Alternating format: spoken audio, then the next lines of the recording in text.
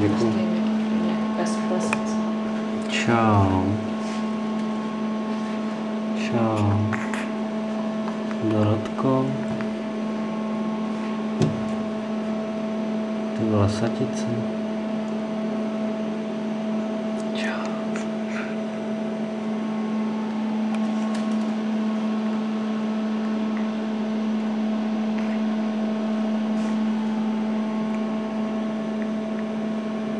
Ona teďka jako třeba neusne nebo něco? Tam nedošlo k tomu, aby se ta voda nezůstala, proto se vlastně jede do toho hlavou dolů, jo.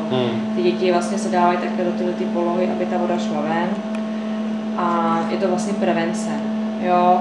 Je donošená, není jako, že by tam bylo nějaký, hodně se to stává u těch nedonošených novorozenců, ona je normálně donošená, takže se s tím poradí, ale je to vlastně prevence k tomu, aby to nedošlo.